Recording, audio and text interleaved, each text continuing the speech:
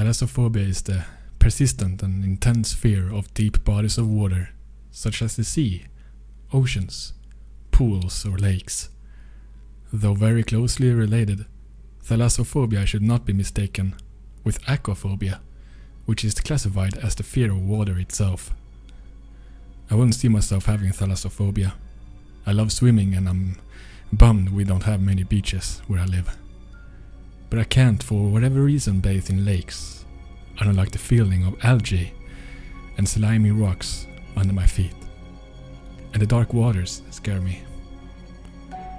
I'm no fun having around a camping trip with the bros.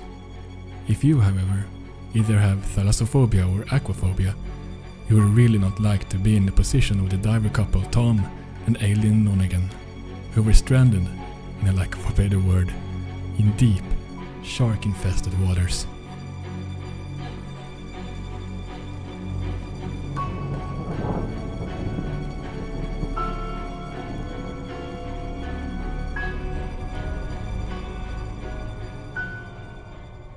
On January 25th, 1998, Tom and Eileen Lonergan, a married American couple, left Port Douglas, Australia, by boat with a group. They were off to dive St. Crispin's Reef, a popular dive site in the Great Barrier Reef, but something was about to go terribly wrong. From Baton Rouge, Louisiana, Tom Lonergan was 33 and Eileen was 28. Avid divers, the couple was described as young, idealistic, and in love with each other. They met at Louisiana State University, which is also where they married. Eileen was already a scuba diver, and she got Tom to take up the hobby as well. On that day, in late January, Tom and Eileen were on the way home from Fiji, where they had been serving in the Peace Corps for a year. They stopped in Queensland, Australia, on the way for the chance to dive the world's largest coral reef system. Through the diving company Outer Edge, 26 passengers boarded the scuba boat. Geoffrey Nairn, the boat's skipper, led the way as they set out to their destination, 25 miles off the coast of Queensland. After arriving, the passengers put on their diving gear and jumped into the coral sea. That is the last clear thing that can be said about Tom and Eileen Lonergan.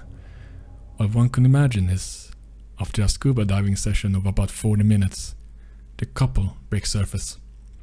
They see a clear blue sky, clear blue waters, all the way to the horizon, but nothing else. No boat in front, no boat behind. Just two disoriented divers who realize their crew has left them. Leaving divers behind isn't necessarily a death sentence, but in this case the amount of time it took for someone to recognize that Tom and Eileen weren't on the returning boat was way too long. Eerily, the day after the incident, another dive group taken to the area by Outer Edge found dive weights at the bottom. The discovery was simply described by a crew member as a bonus find. 2 days passed before anyone realized that the Lonergans were missing. It was only realized when Nairn found a bag aboard containing their personal belongings, wallets and passports. Alarm bells rang, a massive search was underway. Both air and sea rescue teams spent 3 days looking for the missing couple. Everyone from the Navy to civilian vessels took part in the search. Rescue members found some of the Lonergan's diving gear washed up ashore. This included a dive slate, an accessory used for making notes on the water. The slate read, "To anyone who can help us. We have been abandoned on Aging Court, Reef 25, January 1998, 03 p.m. Please help us. Come to rescue us before we die. Help." But Tom and Eileen Lonergan's bodies were never found. Like most unsolved disappearances, chilling theories arose in the aftermath. Was it a matter of negligence on the part of the company and captain? Or was there something more sinister lurking beneath the surface of the seemingly do-gooder couple? There was some speculation that they staged it, or that perhaps it was a suicide or even a murder-suicide. Their parents disputed this suspicion. The general consensus was that the couple was left dehydrated and disoriented, leading to either drowning or being eaten by sharks. In a preceding court case, Coroner Noel Newman charged Nairn with unlawful killing. Noonan said that the skipper should be vigilant for the safety of passengers and ensure safety measures are carried out. He added, when you combine the number of mistakes and the severity of the mistakes, I am satisfied a reasonable jury would find Mr. Nairn guilty of manslaughter on criminal evidence. Nairn was found not guilty, but the company was fined after he pled guilty to negligence, which caused them to go out of business.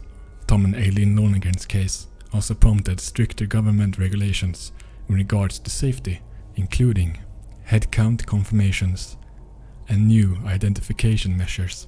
There was a film based on this story released in 2003 called Open Water. The movie was a great success, grossing over $55 million with a $120,000 budget. If you ask me, I think the company Outer Edge should be held responsible. As stated earlier, regulations such as headcounts after each dive should have been obvious, as they were diving in dangerous areas.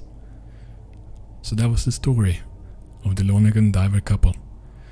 This was read from allthat'sinteresting.com. Thank you all so much for watching, and goodbye.